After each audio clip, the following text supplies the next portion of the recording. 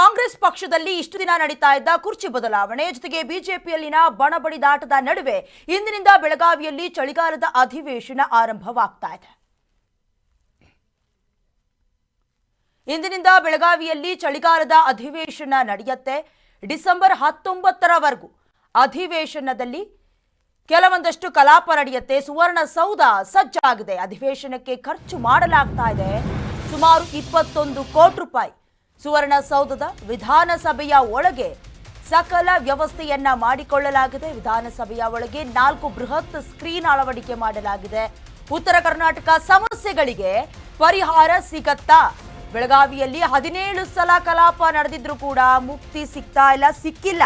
ಉತ್ತರ ಕರ್ನಾಟಕ ಭಾಗದಲ್ಲಿ ಅಸಮತೋಲನ ನಿವಾರಣೆ, ಶಿಕ್ಷಣ, ಆರೋಗ್ಯ, ಕೈಗಾರಿಕೆ ಹಾಗೆ ಮೂಲ ಸೌಕರ್ಯ ಸೇರಿದಂತೆ ವಿವಿಧ ವಲಯಗಳಲ್ಲಿ ಸಮಗ್ರ ಅಭಿವೃದ್ಧಿ ಕಾರ್ಯಗಳನ್ನು ಕೂಡ ಕೈಗೊಳ್ಳೋದಕ್ಕೆ ವಿಶೇಷ ಅಭಿವೃದ್ಧಿ ಯೋಜನೆ ಮತ್ತು ಕಲ್ಯಾಣ ಕರ್ನಾಟಕ ಪ್ರದೇಶ ಅಭಿವೃದ್ಧಿ ಮಂಡಳಿ ಮೂಲಕ ರಾಜ್ಯ ಸರ್ಕಾರ ಈಗಾಗಲೇ 31,000ಕ್ಕೂ ಹೆಚ್ಚಿನ ಕೋಟಿ ರೂಪಾಯಿಯನ್ನ ಸುರಿದಿದೆ. ಪ್ರತಿ ಬಾರಿಯೂ ಕೂಡ ಅಧಿವೇಶನ ನಡೆಯುತ್ತೆ. ಇಲ್ಲಿವರೆಗೂ ಕೂಡ ಮುಖ್ಯವಾಗಿ ಕಲ್ಯಾಣ ಕರ್ನಾಟಕ ಹಾಗೆ ಉತ್ತರ ಕರ್ನಾಟಕದ ಕೆಲ ಜಿಲ್ಲೆಗಳನ್ನು ಗಮನದಲ್ಲಿ ಇಟ್ಕೊಳ್ಳೋದಾದ್ರೆ ದಕ್ಷಿಣ ಕರ್ನಾಟಕಕ್ಕೆ ಕಂಪೇರ್ ಮಾಡಿದಾಗ ಅನಕ್ಷರತೆ ಹಾಗೆ ಆರೋಗ್ಯದ ಪ್ರಮಾಣ ಬಹಳಷ್ಟು ಕುಸಿತವಾಗಿರೋದನ್ನು ಕೂಡ ನಾವು ನೋಡ್ತಾ ಇದ್ದೀವಿ. ಹಾಗಾಗಿ ಸುಮಾರು 17 ಬಾರಿ ಕಲಾಪ ನಡೆದಿದೆ. ಈಗ 18ನೇ ಬಾರಿ ನಡಿಬೇಕು. ಹಾಗಿದ್ದಾಗ ಈಗಾದರೂ ಕೆಲವೊಂದಷ್ಟು ಪರಿಹಾರ ಸಿಗತ್ತಾ ಅನ್ನೋದು ಒಂದು ಕಡೆ. ಈಗಾಗಲೇ ಬಿಜೆಪಿ ಸೇರಿದಂತೆ ಸುಮಾರು 89 ಸಂಘಟನೆಗಳು ಕೂಡ ಸುವರ್ಣ ವಿಧಾನಸೌಧಕ್ಕೆ ಮುತ್ತಿಗೆಯನ್ನು ಹಾಕಬೇಕು ಅನ್ನುವಂಥ ಕಾರಣಕ್ಕೆ ಸಜ್ಜಾಗಿ ನಿಂತಿದೆ.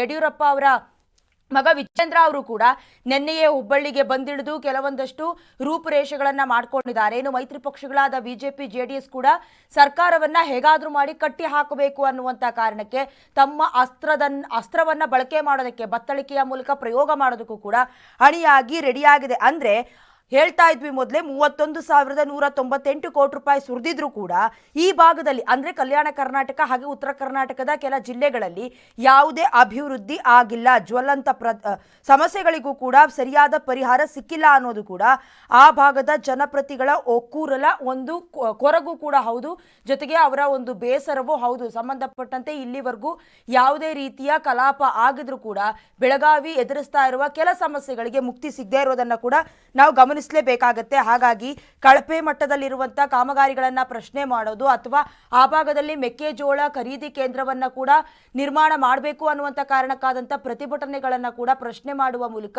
ಸರ್ಕಾರವನ್ನ ಹೇಗೆ ಕಟ್ಟಿ ಹಾಕ್ತಾರೆ ಪ್ರತಿಪಕ್ಷಗಳು ಅನ್ನೋದನ್ನ ಕಾದು ನೋಡಬೇಕಾಗಿದೆ.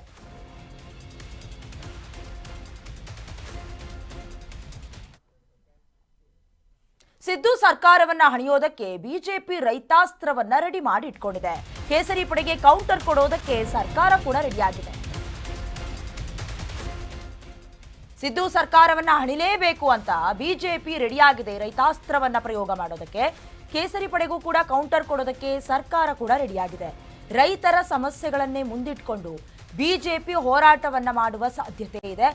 ಸರ್ಕಾರ ರೈತರ ಪರವಾಗಿಲ್ಲ ಅಂತ ಬಿಂಬಿಸಬೇಕು ಪ್ಲಾನ್ ರೂಪಿಸ್ಕೊಂಡಿದೆ.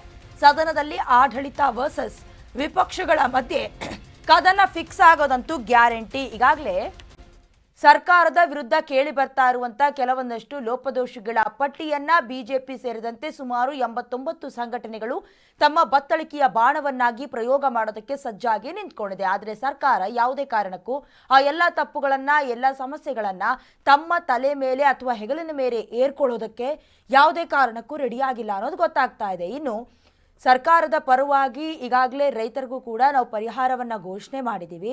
ಅದೇನೇ ಸಮಸ್ಯೆ ಇದ್ರೂ ಕೂಡ ಕೇಂದ್ರ ಸರ್ಕಾರದ ಮೊರೆ ಹೋಗಬೇಕು, ಕೇಂದ್ರ ಸರ್ಕಾರವೇ ಪರಿಹಾರವನ್ನ ನೀಡಬೇಕು ಅನ್ನುವಂತಹ ಬೊಟ್ಟು ಮಾಡುವಂತ ಸ್ಥಿತಿಯನ್ನ ಕೈ ಸರ್ಕಾರ ತಲುಪುತ್ತೆ ಅಂತ ಹೇಳಿದ್ರು ಕೂಡ ತಪ್ಪಾಗೋದಿಲ್ಲ. ಈಗಾಗಲೇ ರೈತರ ಸಮಸ್ಯೆಗಳೇನಿದೆ, ಯಾಕಂದ್ರೆ ಸರ್ಕಾರ ರಚನೆಯಾಗಿದ್ದಾಗಿನಿಂದಲೂ ಇಲ್ಲಿವರೆಗೂ ಮೊದಲಿಗೆ ಬಣಬಡಿದಾಟ ಅಂತ ಶುರುವಾಯಿತು, ಅದಾದ್ಮೇಲೆ ಅಧಿಕಾರದ ಹಂಚಿಕೆ ಅಂತ ಶುರುವಾಯಿತು, ಅದಾದ್ಮೇಲೆ ಪ್ರತಿಯೊಂದು ಪರಿಹಾರವನ್ನ ಕಂಡುಕೊಳ್ಬೇಕು ಅಂತ ಹೇಳಿದ್ರೆ ಯಾವುದೇ ಸಮಸ್ಯೆಗೂ ಕೂಡ ಪ್ರತಿಭಟನೆಯೇ ಮೂಲ ಕಾರಣ. ಕಳೆದ 3-4 ದಿನಗಳ ಹಿಂದೆ ಕೂಡ ಆಶಾ ಕಾರ್ಯಕರ್ತೆಯರು ಮಾಡಿದಂತ ಪ್ರತಿಭಟನೆಯನ್ನ ಕೂಡ ಇಲ್ಲಿ ಗಮನಿಸಲೇಬೇಕಾಗತ್ತೆ.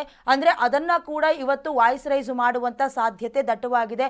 ಬಿಜೆಪಿ ನಾಯಕರು ಕೂಡ ಇದು ಅಸ್ತ್ರವನ್ನಾಗಿ ಬಹಳ ದೊಡ್ಡ ಮಟ್ಟಿಗೆ ಪ್ರಯೋಗ ಮಾಡ್ತಾರೆ ಅಂತ ಕೂಡ ಹೇಳಲಾಗ್ತಾ ಇದೆ. ಸರ್ಕಾರ ರೈತರ ಪರವಾಗಿಲ್ಲ, ನುಡಿದಂತೆ ನಡ್ಕೊಳ್ತಿಲ್ಲ ಅನ್ನೋದನ್ನ ಕೂಡ ಇವತ್ತು ಹೋರಾಟದ ಮೂಲಕ ಬಿಜೆಪಿ ನಾಯಕರು ಹಾಗೆ ಮೈತ್ರಿ ಪಕ್ಷದ JDS ನಾಯಕರು ಕೂಡ ಸರ್ಕಾರಕ್ಕೆ ಬಿಸಿ ಮುಟ್ಟಿಸೋದಕ್ಕೆ ರೆಡಿಯಾಗಿದ್ದಾರೆ.